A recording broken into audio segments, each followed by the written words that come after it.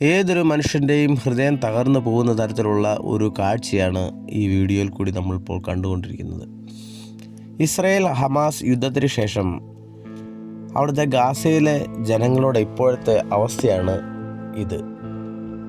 ആവശ്യത്തിന് ഭക്ഷണമില്ല, കുടിക്കുവാനായി ദാഹജലമില്ല, അതുപോലെ തന്നെ അടിസ്ഥാന സൗകര്യങ്ങളൊന്നും തന്നെ ഇല്ലാത്ത ഒരു വലിയ ജനത്തിൻ്റെ സങ്കടപരമാകുന്ന അവസ്ഥയാണ് ഈ വീഡിയോയിൽ കൂടി നമുക്ക് മനസ്സിലാകുന്നത്.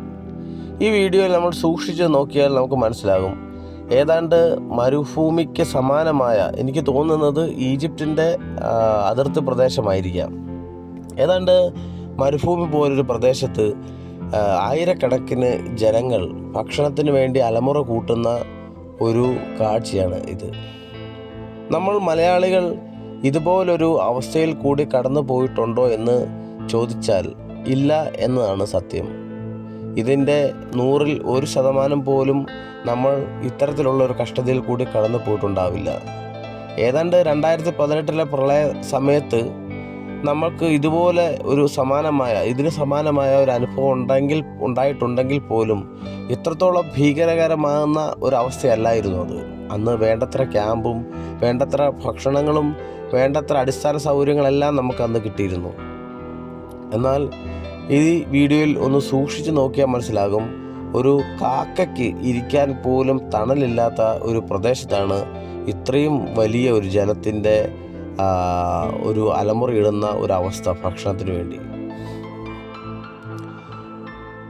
ഒരു പക്ഷേ എനിക്ക് തോന്നുന്നത് ഇവർ വഞ്ചിക്കപ്പെട്ട ഒരു ജനതയാണെന്ന് തന്നെയാണ് ഞാൻ മനസ്സിലാക്കുന്നത്. കാരണം ഹമാസ് പോലുള്ള തീവ്രവാദ സംഘടനകൾ ഇവരെ കാണിച്ചുകൊണ്ട് മറ്റ് രാജ്യങ്ങളിൽ നിന്നും അനേകം മില്യൺ കണക്കിന് പണം അവർ സമ്പാദിച്ചിട്ടുണ്ട്. ഈ തീവ്രവാദ സംഘടനകൾ ഈ ജനത്തിൻ്റെ ശോചനീയകരമാകുന്ന അവസ്ഥ കാണിച്ചുകൊണ്ട് തന്നെ പല അറബ് രാജ്യങ്ങളിൽ നിന്നും വൻതോതിൽ ഫണ്ട് പിരിക്കുകയും അതുമൂലം ഇസ്രായേലിനെതിരെ അവർ വലിയ തോതിലുള്ള ആക്രമണം അഴിച്ചുവിടുകയും ചെയ്തു. അന്ന് ഈ പാലസ്തീനിലെ ഈ സാധാരണ ജനങ്ങൾ ഇവരുടെ രാജ്യത്തുള്ള ഈ ഹമാസ് എന്ന് പറയുന്ന തീവ്രവാദ സംഘടനയെ വളരെയധികം വിശ്വസിക്കുകയും ആ സംഘടനയ്ക്ക് ആവശ്യമായ സഹായം ചെയ്തു കൊടുക്കുകയും മാത്രമല്ല ആ തീവ്രവാദ സംഘടനയോടെ ചായ്വുള്ള ഒരു ജനതയും ആയിരുന്നു ഇവർ. അത് ഇവരെ ഒരിക്കലും തെറ്റു പറയാൻ സാധിക്കത്തില്ല. നാളെ ഉണ്ടാകാൻ പോകുന്ന വലിയ നേട്ടങ്ങളെക്കുറിച്ച് ചിന്തിച്ചിട്ട് ആകാം ഒരു പക്ഷേ ഇവർ ആ തീവ്രവാദ സംഘടനയെ സപ്പോർട്ട് ചെയ്തിട്ടുള്ളത്. എന്നാൽ ഈ തീവ്രവാദ സംഘടനകൾ ഇവരെ പറഞ്ഞ് പറ്റിച്ച് ഇസ്രായേലിനെ നശിപ്പിച്ചതിന് ശേഷം നമുക്ക് നാളെ ഉണ്ടാകാൻ പോകുന്ന നന്മയോർത്താണ് ഈ പറയുന്ന ജനങ്ങൾ ഈ ഹമാസ് പോലുള്ള തീവ്രവാദ സംഘടനയെ സഹായിച്ചതും അവരുടെ പക്ഷം ചേർന്നതും. എന്നാൽ ഇന്ന് ഇവരുടെ അവസ്ഥ നോക്കുക. ഈ തീവ്രവാദ സംഘടനകൾ ഇവരെ പറഞ്ഞ് പറ്റിച്ച് ഇവരെ പറഞ്ഞ് ധരിപ്പിച്ചതിൻ്റെ ഫലമാണ്, ഇല്ലെങ്കിൽ ഈ തീവ്രവാദ സംഘടനയോട് ചേർന്ന് നിന്നതിൻ്റെ ഫലമാണ് ഇന്ന് ഇവർ അനുഭവിക്കുന്ന ഈ കഷ്ടപ്പാടുകൾ. നമ്മൾ ഇവരുടെ ജീവിതത്തിലെ ഈ ഒരു അനുഭവം നോക്കുകയാണെങ്കിൽ, ഒരു ക്രിസ്ത്യാനിയായ എനിക്ക് ഒരിക്കലും ഈ ഒരു അനുഭവത്തെ നോക്കി സന്തോഷിക്കാൻ സാധിക്കത്തില്ല. എനിക്ക് മാത്രമല്ല, ലോകത്തിലുള്ള ഒരു ക്രിസ്ത്യാനിക്കും ഈ കാണുന്ന ഈ ദുരവസ്ഥ കണ്ട് സന്തോഷിക്കാനുള്ള അവകാശം ഒരു ക്രിസ്ത്യാനിക്കും ഉണ്ടെന്ന് ഞാൻ കരുതുന്നില്ല.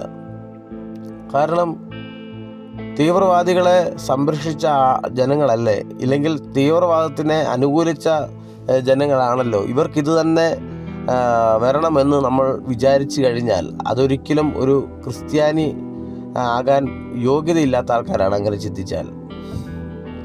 ഒരു ക്രിസ്ത്യാനിക്കും ഈ കാണുന്ന അവസ്ഥ ഈ തീവ്രവാദികൾക്ക് ഇങ്ങനെ തന്നെ ഉണ്ടാകണമെന്ന് ചിന്തിച്ചാൽ അവരൊരിക്കലും ക്രിസ്ത്യാനിയായിരിക്കാൻ യോഗ്യതയില്ല എന്നാണ് എൻ്റെ വാദം.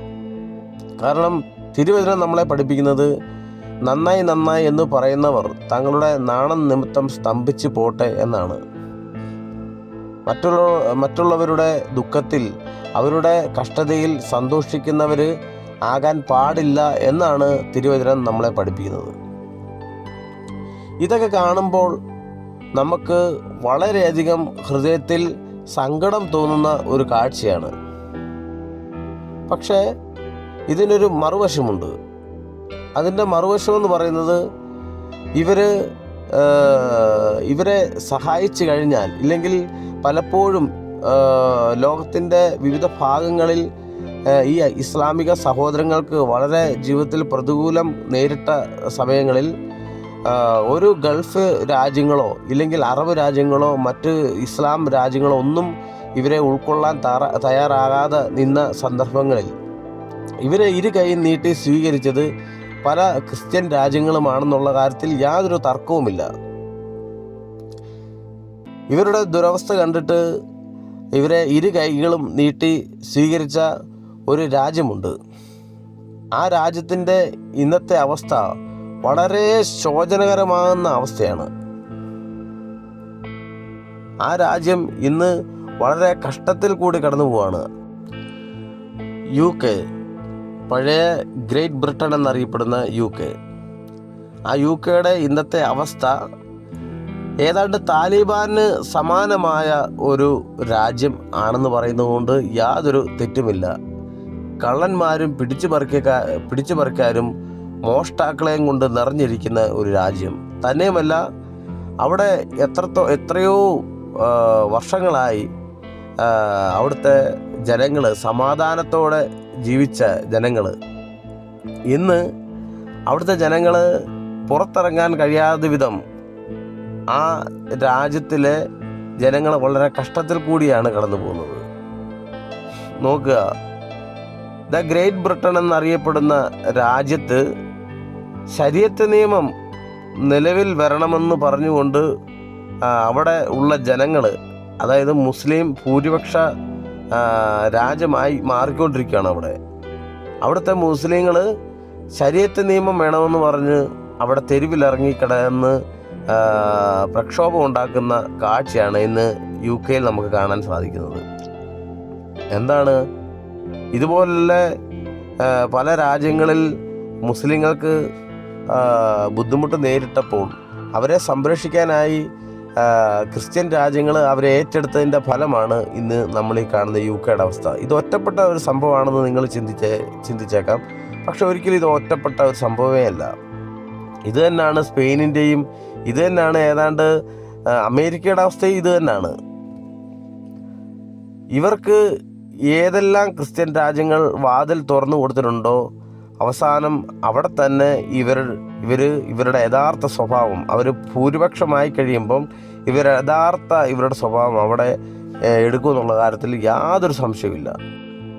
അതുകൊണ്ട് ഈ പലസ്തീനിലെ ജനങ്ങളുടെ ഈ അവസ്ഥ മാറാൻ, ഇനി അവരുടെ ജീവിതത്തിൽ നല്ല നാളുകൾ പുലരുവാൻ, അവരുടെ മനോഭാവം മാറട്ടെ, അവരുടെ ഈ തീവ്രവാദ സ്വഭാവം മാറുവാൻ നമുക്ക് പ്രാർത്ഥിക്കാം എന്നല്ലാതെ മറ്റൊരു പോംവഴിയും മുമ്പിൽ കാണുന്നില്ല. ഇവരുടെ ഈ തീവ്രവാദ മനോഭാവം വിട്ട് മറ്റുള്ളവരെ സ്നേഹിക്കാനും മറ്റുള്ള മനുഷ്യരായി കാണാനും ഇവർക്ക് സാധിക്കട്ടെ എന്ന് മാത്രമേ നമുക്ക് ഇതിൽ പറയാൻ സാധിക്കുകയുള്ളൂ. മറ്റൊരു കാര്യം, ഈ പലസ്തീനിലെ ജനങ്ങൾക്ക് അവരുടെ ജീവിതത്തിൽ ഇതുപോലൊരു അനർത്ഥം സംഭവിച്ചപ്പോൾ അവർക്ക് ഓടിച്ചെല്ലുവാൻ ഒരു ഈജിപ്തിൻ്റെ അതിർത്തി ഉണ്ടായിരുന്നു. എന്നാൽ നോക്കാം, നാളെ ഇന്ത്യക്കാരായ നമുക്ക് ഇതുപോലെ ഒരു യുദ്ധം നേരിട്ടാൽ നമ്മൾ ഏത് അതിർത്തിയിലേക്ക് ഓടിപ്പോകും? പാകിസ്ഥാൻ്റെ അതിർത്തിയിൽ നമുക്ക് പോകാൻ സാധിക്കത്തില്ല. ചൈനയുടെ അതിർത്തിയിലേക്ക് ഒട്ടും നമുക്ക് പോകാൻ സാധിക്കത്തില്ല. എന്തിനേറെ പറയണം, നമ്മുടെ തൊട്ടടുത്ത് കിടക്കുന്ന ശ്രീലങ്കയിൽ നിന്ന് പോലും ഒരു സമാധാന വാക്ക് നമുക്ക് ഉണ്ടാകുമെന്ന് ഒരിക്കലും നമുക്ക് പ്രതീക്ഷിക്കാൻ സാധിക്കത്തില്ല. അങ്ങനെയെങ്കിൽ നാളെ നമുക്കിതുപോലൊരു അവസ്ഥ ഉണ്ടാകുകയാണെങ്കിൽ ഓടിപ്പോകുവാനോ ഒരിറ്റ് ദാഹജലം തരുവാനോ അല്പം ഭക്ഷണം തരുവാനോ അയൽവക്കത്ത് ഒരു നല്ല സുഹൃത്തെന്ന രീതിയിലുള്ള ഒരു രാജ്യങ്ങളും ഇന്ത്യക്ക് ചുറ്റുമില്ല. അതുകൊണ്ട് ഇതുപോലൊരു യുദ്ധം ഉണ്ടായി നമ്മളാരും ഇതുപോലെ അഭയാർത്ഥികളായി പോകാൻ ഉള്ള ഒരു സാധ്യത ഉണ്ടാകാതിരിക്കട്ടെ എന്ന് പറഞ്ഞുകൊണ്ട് അടുത്ത വീഡിയോയിൽ കാണാം. എല്ലാവർക്കും നന്ദി.